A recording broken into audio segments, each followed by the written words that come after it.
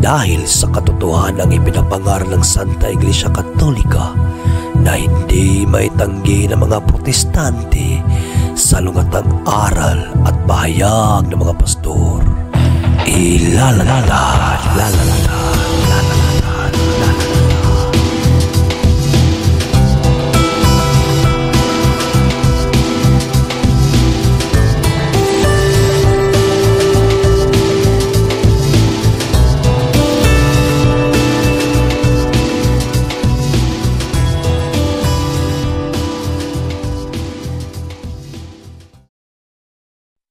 Bag sauce in hand.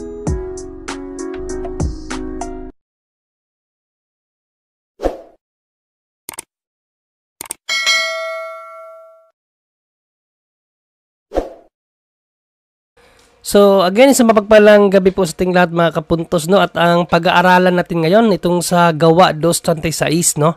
Kasi ito po ang malimitang ginagamit ng mga antikristo. No, when I say antikristo, ito po yung mga ngaral, no, na hindi pinaniniwalaan ng pagka-Diyos ng ating Panginoong Jesucristo. At biblical naman po yan, no, kapag sinabi natin mga antikristo, kasi kung mabasahin muna natin ang sinabi ni Apostol na Juan sa kanyang unang sulat, ito ang kanyang sinabi: "Mga minamahal, huwag ninyong paniwalaan kaagad ang bawat nagsasabing na sa kanila ang espiritu. Sa halip, subukin muna ninyo sila upang malaman kung talagang mula sa Diyos ang espiritong nasa kanila. Sapagkat marami ng huwad na propeta sa mundong ito. Ito ang palatandaan ng espiritu nga ng Diyos ang nasa kanila kung ipinapahayag nila na si Jesucristo ay naging tao." Yan, napakalinaw, no? Palatandaan daw na ang isang mangangaral ay mayroong banal na espiritu kung ipinapahayag nila na si Jesucristo ay naging tao. Kung hindi gayon, ang kanilang ipinapahayag tungkol kay Jesus, hindi mula sa Diyos ang espiritong nasa kanila.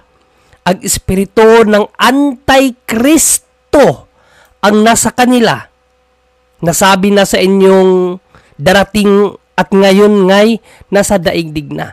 So, ang mga taong ito, ang mga Antikristo, ano yung palatandaan? Kung ipinapahayag nila na si Jesucristo ay naging tao. So, it means to say, mga kapatid, kung ang isang mangangaral ay naniniwala na si Kristo ay tao lang, so therefore, sila yung mga Antikristo. Kasi according ni San Juan, ang palatandaan na ang mangangaral ay talagang guided by the Holy Spirit, ang kanilang ipangaral dapat, ang ating Panginoong Jesucristo ay naging tao. Ibig sabihin, bago siya naging tao, mayroon siyang kalagayan pa na hindi tao.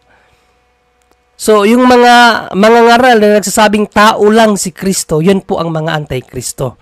At isa nga po sa pinakapaborito nilang talata, mga kapatid, para ilako ang kanilang aral na hindi nga Diyos ang ating Panginoong Jesucristo, ito pong nasa Gawa 2:36, no? Ito po ang pag-aaralan natin. Kasi ayon kasi dito, kaya't dapat malaman ng buong Israel na itong si Jesus na ipinako ninyo sa krus ay siyang ginawa ng Diyos na Panginoon at Kristo. So, maglulundagan sila dito. Tingnan nyo, paano naging Diyos? Iginawa lang siya ng Diyos na Panginoon at Kristo. So, kung ikaw naman, Katoliko, hindi mo alam paano sagutin, di, ano ka talaga, madadala ka sa kanilang aral. O nga, no? Kasi, what is the very nature of God? Creator. Di ba? Walang gumawa sa kanya kasi siya nga ang gumawa sa lahat ng bagay. Panginoong Jesucristo pala, ginawa lang Panginoon ng Diyos So, paano mo ngayon yan ika-counter? Paano mo yan sasagutin, no? Sa mga taong mga bulaang propeta. Alright, so yan ang pag-aaralan natin ngayong gabi, mga kapatid, para po maano kayo ma-aware, no, sa mga argumento ng mga Antikristo, tulad ng mga iglesia ni Cristo, ni Manalo, mga Jehovah's Witnesses. Ito po ginagamit nila, lalong-lalo ng mga Muslim. Palagi nila ginagamit to. Kontrahan daw ang Bible. Kasi sa kabilang banda, sabi ni San Pablo, ang Diyos, ang Panginoong Jesucristo raw ay Diyos. Pero sabi naman ni San Pedro, ang Kristo, ang Panginoong Hesus, ginawa lang Panginoon at Kristo ng Diyos. So, kontrahan daw. So, kinakailangan maaral din natin to para hindi tayo maguyo ng mga anti-Kristo. Tandaan po natin palagi, palagi ko itong inuulit-ulit dito kapag mayroong talata sa Bible na mahihirapan kayong resolbahin o unawain, gamitin po natin yung 4 basics rule na itinuro ng simbahan, no, para maunawaan mo yung pahiwatig, no, ng sinasabing talata. No, ano ba yung 4 basics rules na yon? Ito po yung sino ang nagsabi or sino ang sumulat, sino ang sinabihan or sino yung sinulatan, no? At ang pangatlo, ano ang dahilan o reason bakit to sinabi or sinulat? At ang pang-apat, yung time setting, no, yung tradition. Yung tradition nila, bakit yan sinabi? Tulad ng sinabi ni Brother Angel kaganina, na may mga sinabi sa Old Testament na hindi na pwede sa New Testament, tulad ng pagbabawal ng pagkain ng baboy. So sa New Testament, hindi na pwede, hindi na aplikado yon. Sa panahon lang nila yon. Kaya may mga pahayag sa Bible na bawal kumain ng baboy kasi pinagbawal yun sa panahon nila. So, kailangan maunawaan natin ng mga ganyang bagay para hindi tayo mawala, no, sa tunay na ninanais na ipahiwatig ng author ng Bible. So, dito sa Gawa 2:36, balikan natin yung talata. Tingnan natin kung sino ang nagsabi nito, kanino ito sinabi, bakit niya ito sinabi. So, yung tatlo na yan, masasagot natin yan, no? So, unang-una, para makita natin kung sino ba nagsabi nito, malaman natin ang kanyang intensyon, bakit niya sinabi ito. Alright?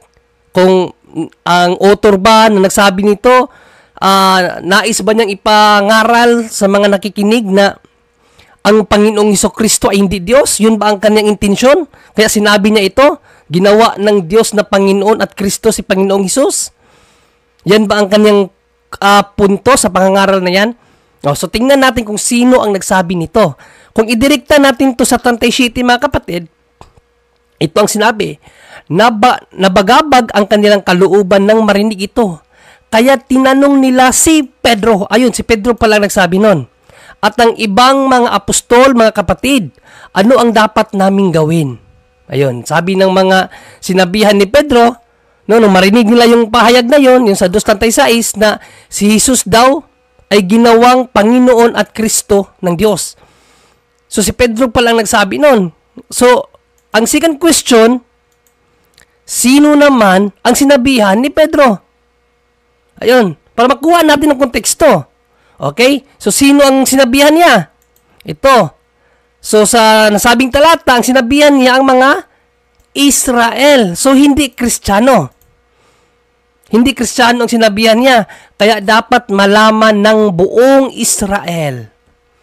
So, na-unlock na natin yung dalawang basic rules, no, sa pag-unawa ng banal na kasulatan. Sino ang nagsabi? Si Pedro. Ang pangalawa, sino ang kanyang sinabihan? Mga Israelita. O doon tayo sa pangatlo, bakit ito sinabi ni Pedro? So maglagay tayo ng tanong, sinabi ba ni Pedro to para sabihin o ipahiwatig ng ating Panginoong Jesucristo ay hindi Diyos? Yan ba ang punto ni Pedro? So, for us, mga Katolik, hindi talaga. Hindi ba? Bakit? Bakit masasabi natin na hindi nais or punto ni Pedro na ipangaral ng ating Panginoong Jesucristo ay hindi Diyos? Dahil nung sinabi ni Pedro yan, mga kapatid, binabaan na sila ng banal na Espiritu Santo. Tandaan natin ang pangangaral niya yan, nangyari yan sa Day of Pentecost, no, yung bumaba ang Holy Spirit sa kanila, kaya nga sila nagsalita na ng iba't ibang wika at nag-umpisa ng mangaral. At si Pedro nga ang unang nagsalita niyan. At yan ang patunay na si Pedro talaga is primacy of Peter nga yung tawag natin. Noon siya ang una sa lahat ng mga apostol kasi siya ang unang nangaral. Tumayo sa iglesia para ipangaral ang Panginoong Jesucristo. So, he was guided by the Holy Spirit nung ipinangaral niya yan.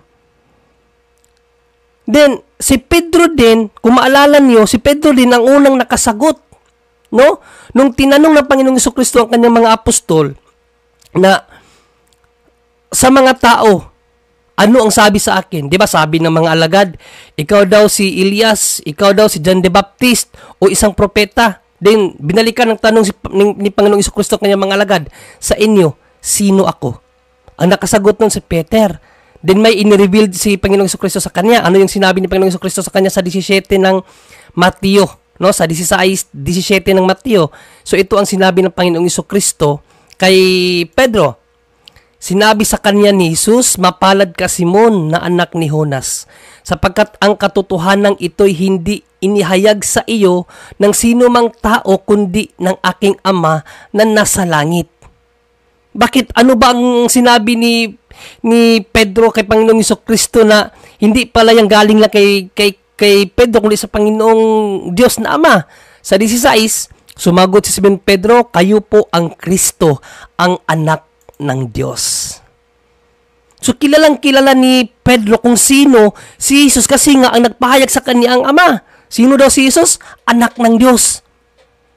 Pag sinabing anak ng Diyos, yung anak ba hindi Diyos? Oh, logical reason tayo. Pag sinabing anak ng baboy, yung anak ng baboy, baboy hindi. Siyempre baboy. Yung anak ng aso. Pag sinabi mong anak ng aso, hindi ba yun aso? Kay tuta pa yun, aso din yun. Anak ng kambing. Kaya sinabi mong kambing na maliit yun, kambing pa rin yun. Anak ng tao. Anak ng tao, hindi ba tao yun? Tao din yun. Anak ng Diyos. So yung anak ng Diyos, yung Diyos, hindi ba yun Diyos? Di ba? Logical. Logical reason. Daan natin sa lohika. Pag sinabi mong anak ng Diyos, Diyos po yan. Anak nga ng Diyos eh. So alam ni Pedro kung sino si Jesus.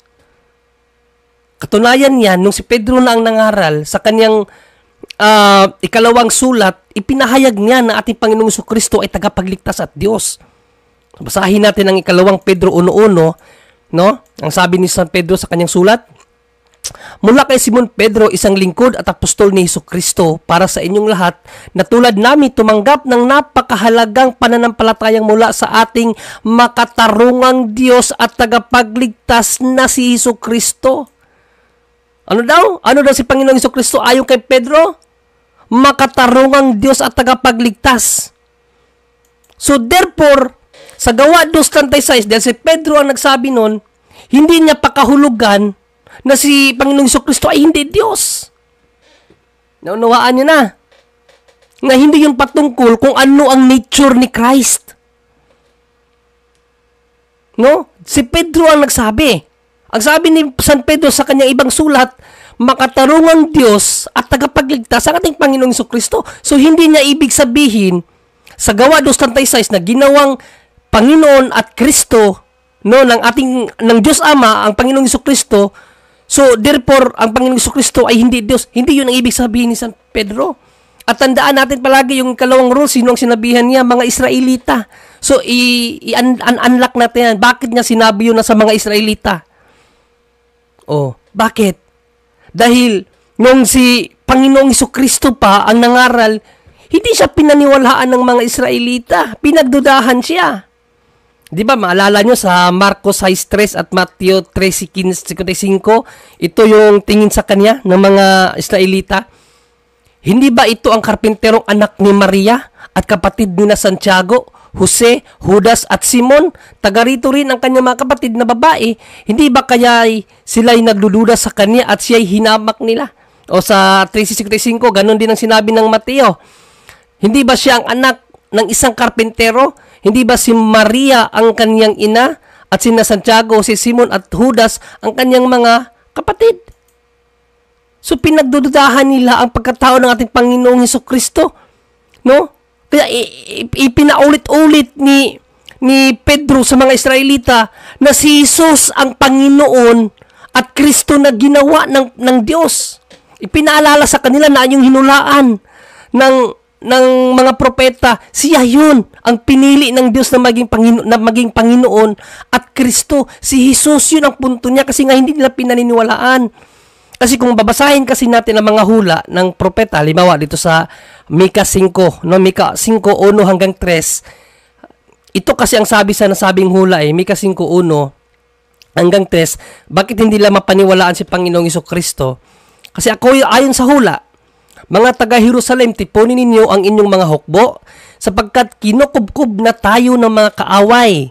Sinasalakay na nila ang pinuno ng Israel.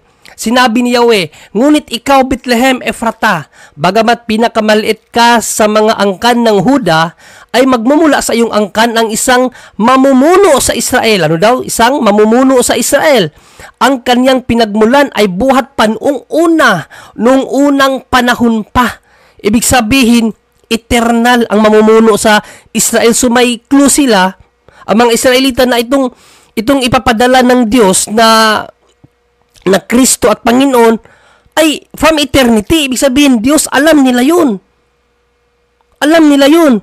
Pero, di ba, binasa na natin anong tingin lang kay Pedro? Di ba, anak lang itong isang karpintero na anak ni Maria?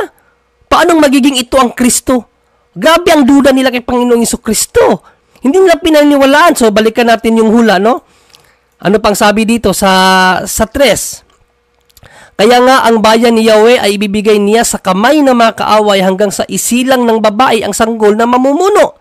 Pagkatapos ang mga Israelitang binihag ng ibang bansa ay kanyang ibabalik sa kanilang mga kababayan. So, yung sanggol pala na ipapanganak ng babae ay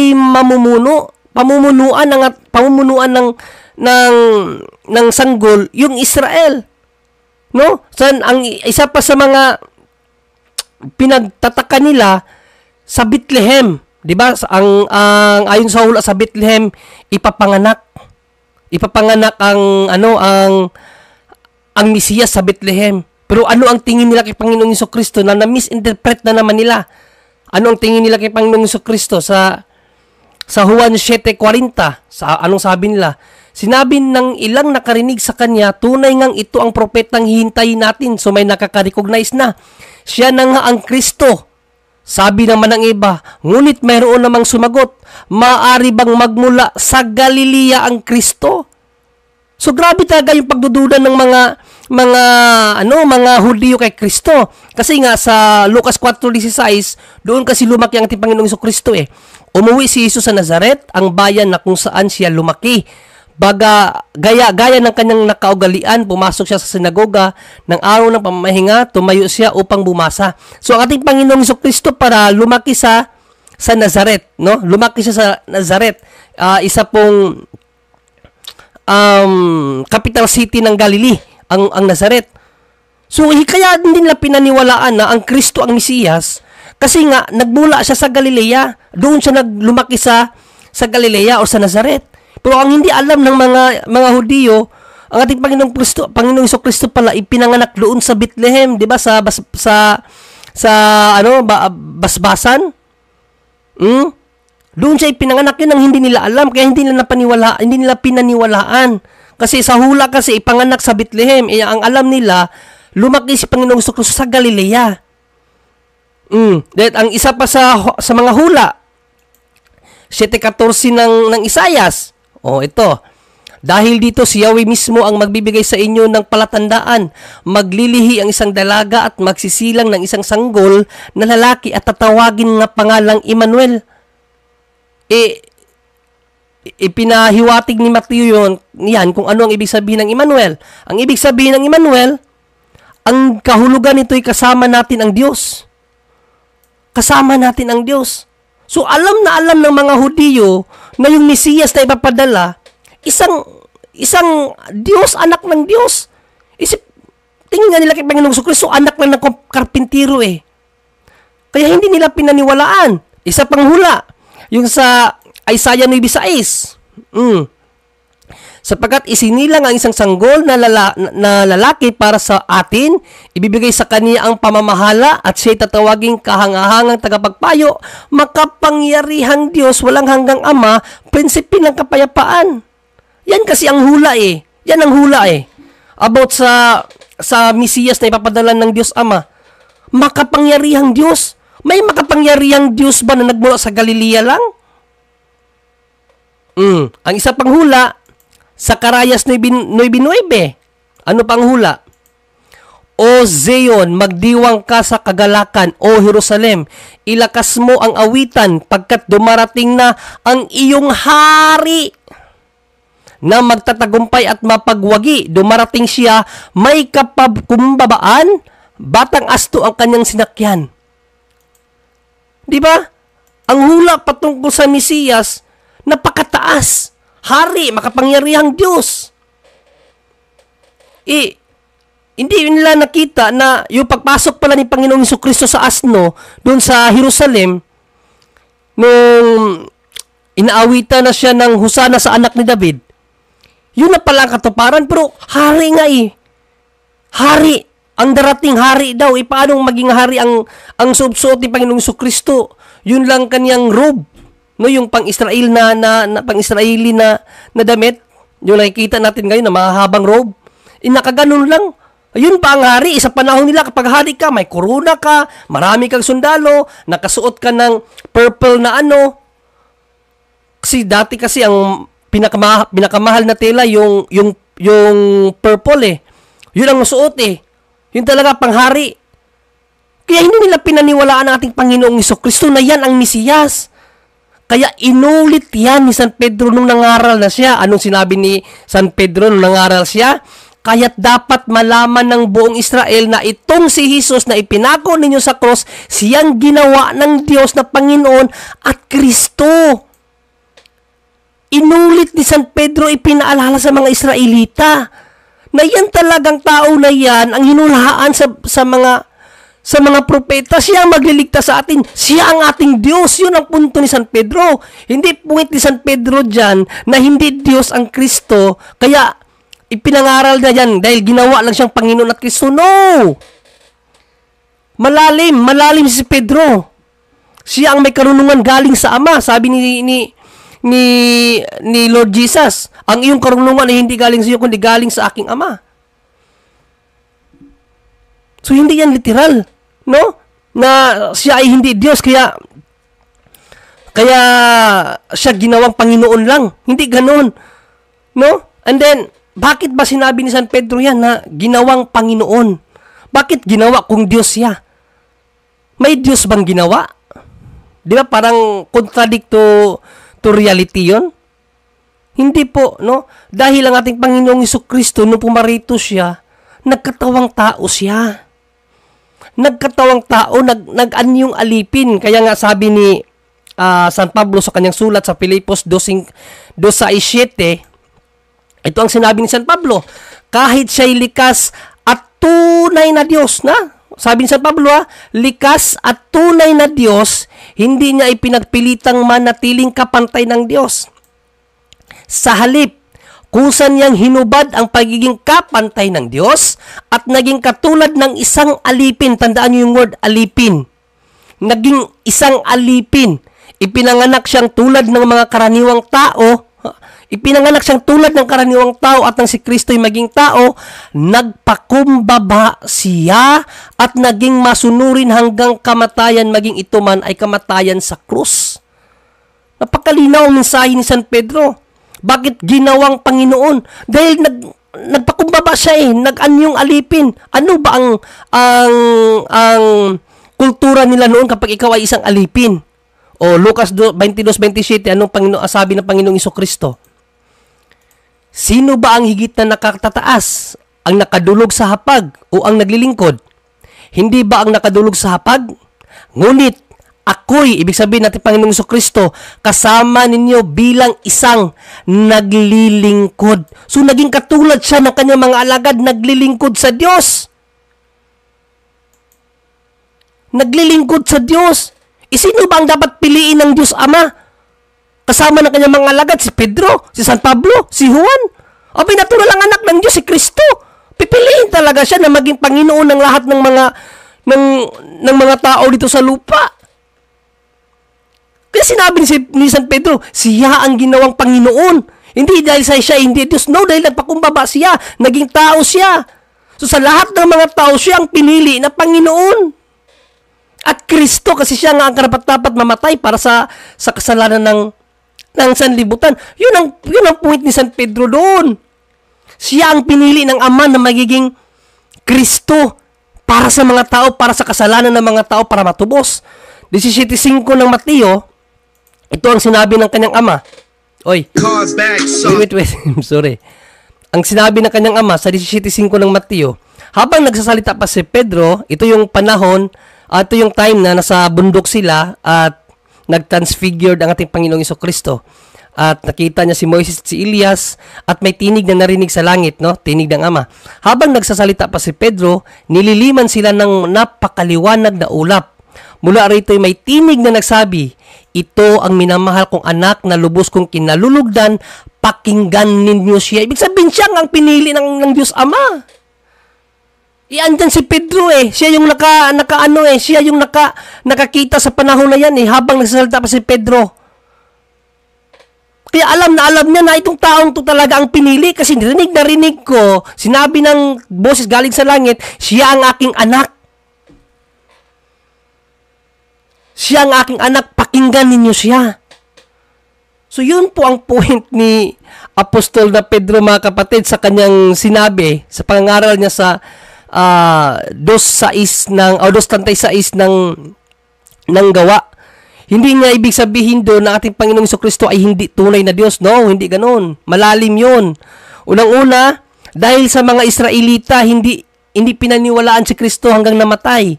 So, inulit ni Pedro na yung taong pinatay niyo, yan ang Kristo, ang ginawa ng Diyos na Panginoon. Hindi dahil siya hindi Diyos, no, dahil nagpakumbaba siya, naging tao siya. So, naging tao siya, nag-anyo siyang alipin, naging katulad siya namin. So, in our circle, siya ang pinili, alangan naman ako. Parang kulang na lang, ganun na sabihin ni Pedro, alangan naman ako ang piliin, hindi naman ako galing doon sa langit. Yung tao niyan, galing yan sa langit, naging tao. Kaya natural na siya ang piliin ng Diyos. So dahil ba sa sinabi na yun ni Pedro, patunay ba yun na hindi na Diyos ang Panginoong Jesucristo? No. Dahil according ni San Pablo naman sa Hebreo 1:3, ano ang sabi ni San Pablo, mga kapatid? Ito ang hindi naabot ng mga antikristo, no? Sabi ni San Pablo dito, mga anak, ang maningning na sinag ng Diyos, kung ano ang Diyos ay gayon din ang anak. Ano daw? Kung ano ang Diyos, gayon din ang anak. Basahin natin sa English translation, He is the radiance of the glory of God and the exact imprint of His nature. Exact imprint. Kung tao ka lang, hindi ka pwedeng maging exact imprint of the nature of God. Kung tao ka lang. Jesus is the exact imprint. Walang sinong tao ang maka-exact imprint. We are the image of God. According to Genesis, let us make man according to our image. We are the image of God. But we are not exact image or exact imprint of the nature of God. We are not. We are only created being. But si Christ, ano ang sabi ni St. Paul? He is the radiance of the glory of God and the exact imprint of His nature. So, hindi pa rin ba Diyos ang ating Panginoong Jesucristo niyan? Napagkalinaw sa banal na kasulatan, ang alam naman natin, ang banal na kasulatan, mga kapatid, ay hindi nagkukontrahan. No? Again, He is the exact imprint of the nature of God. Paano hindi magiging Diyos yan? Walang taong makaka-eksakto sa kung ano ang kalikasan ng tunay na Diyos. Si Kristo lang. So, hindi pa rin Diyos yan? So doon natin sa panghuli, ano ba ang mensahe ni Pedro doon sa kaniyang pangangaral sa pagiging mapagkumbaba ng ating Panginoong Jesucristo? 'Di ba?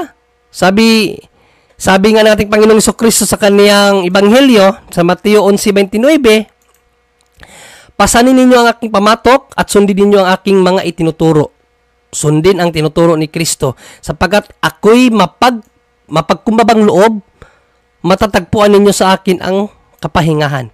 So, ang point ni San Pablo doon, ni San Pedro, nung sinabi niya yun, maging tulad tayo kay Panginoong Jesucristo na mapagkumbaba. Kaya nga sabi ni St. Paul, naway magkaroon kayo ng kaisipan na tulad ng kay Kristo Jesus. So, ibig sabihin, ang gusto ni Pedro sa kanyang pangangaral na yon, humble yourself like Christ, dahil sa kanyang pagkumbaba, pinili siya ng Diyos. Yun ang gusto ni Pedro na ipangaral sa mga Israelita at sa mga Kristiyano. Humble yourself like Christ. Dahil being humbleness, God will exalt you. Yun po ang malalim na exegesis noon. No? Lucas 14:11, sabi ni Panginoong Jesucristo, sapagkat ang nagmamataas ay ibababa at ang nagpakumbaba ay itataas. And then last verse na gagamitin natin, 1 Peter 5:6, sabi ni San Pedro, likewise, you younger, submit yourself unto the elder. You all of you subject to one another, and be clothed with humility. No? Clothed with humility, for God resisted the proud. No? Nilalabanan ng Diyos yung mga hambog. And giveth grace to the humble. Binibigyan ng grasya yung mapagkumbaba.